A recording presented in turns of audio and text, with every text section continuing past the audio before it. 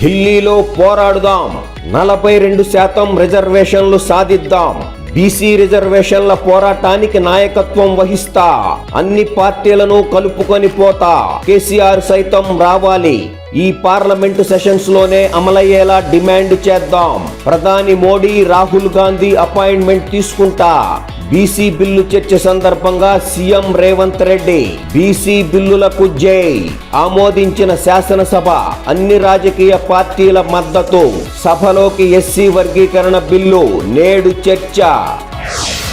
ప్రధాని మోదీకి సీఎం రేవంత్ లేఖ, అపాయింట్మెంట్ ఇవ్వాలని రిక్వెస్ట్.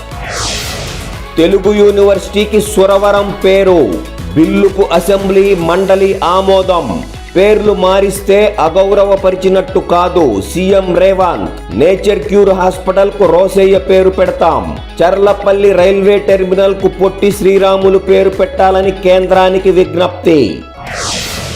నేడు అసెంబ్లీలో ఎస్సీ వర్గీకరణ బిల్లుపై చర్చ, ఎమ్మెల్యేలు మాట్లాడాక సీఎం రేవంత్ రెడ్డి సమాధానం, బిల్లును ఆమోదించిన తర్వాత వర్గీకరణ అమలుపై జీవోలు.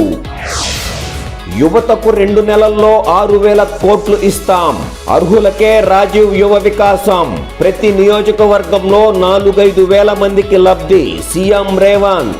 ఎమ్మెల్యేలు మండలాల్లో మీటింగులు పెట్టి అర్హులను గుర్తించాలి, కార్యకర్తలకు ఇవ్వచ్చు, కానీ అర్హత ఖచ్చితంగా ఉండాలి, ఉద్యోగాలు ఉపాధి స్కిల్ డెవలప్మెంట్ కు ప్రియారిటీ, పన్నుల వసూళ్లు ఇన్ఫ్లేషన్ కంట్రోల్లో తెలంగాణ టాప్, దుబారా తగ్గించి ఆదాయం పెంచుతున్నాం, 2 మంత్రులను తీసేస్తే పాలనపై పట్టున్నట్లా, అందరినీ సమన్వయం చేసుకొని పాలన చేస్తే పట్టున్నట్ట అని ప్రశ్న.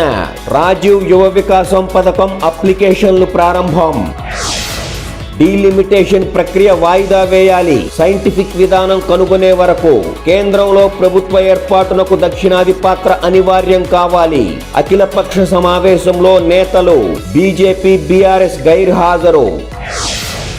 ఈ వేసవిలోనే తుమ్మిడిహెట్టి పనులు, మహారాష్ట్ర సీఎంతో మాట్లాడుతాం, మంత్రి ఉత్తమ్, ఏప్రిల్లో సీఎం రేవంత్ తో కలిసి వెళ్తాం, సీతారామ వ్యయం పెరిగింది, ప్రాథమిక నివేదిక కంటే రెట్టింపు భూసేకరణ చేపట్టాల్సి ఉందని వెల్లడి.